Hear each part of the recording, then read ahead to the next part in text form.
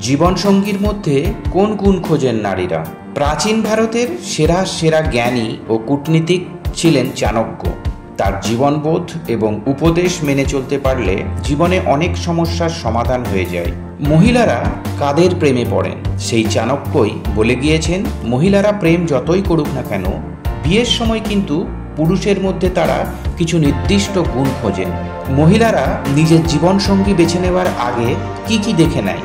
নিজের স্বামীর চরিত্রে কি গুণ থাকলে তা ভালো বলে মনে করেন মহিলারা। চাণক্য বলেন, চরিত্রই মানুষের আসল পরিচয়। একজন নারীর কাছে স্বামীর সততা ও নীতিবোধ খুবই গুরুত্বপূর্ণ। প্রতিশ্রুতি পালনকারী এবং সৎ পুরুষ নারীর আস্থা অর্জন করতে সক্ষম হয়। নারী চায় এমন একজন জীবনসঙ্গী যে রাগের বশে কথা বলেন না, বরং ধৈর্য সহকারে পরিস্থিতি বুঝে সিদ্ধান্ত নেন। চাণক্যের মতে, যে ব্যক্তি সহনশীল সে সংসারে শান্তি আনতে পারে।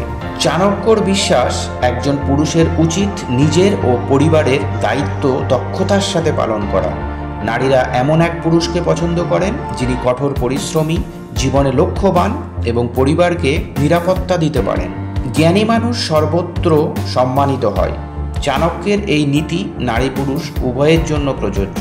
তবে বিদুষী নারী এমনই জীবনসঙ্গীকে বেশি মূল্য দেন যিনি জ্ঞানী, জীবনে পরিপক্ক এবং সিদ্ধান্ত নেবার ক্ষমতায় দক্ষ।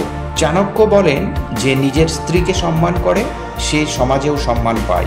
একজন নারীর কাছে সবচেয়ে গুরুত্বপূর্ণ হলো সম্মান ও ভালোবাসা। অহংকারী বা অবজ্ঞাকারী পুরুষ সংসারে অশান্তি সৃষ্টি করে।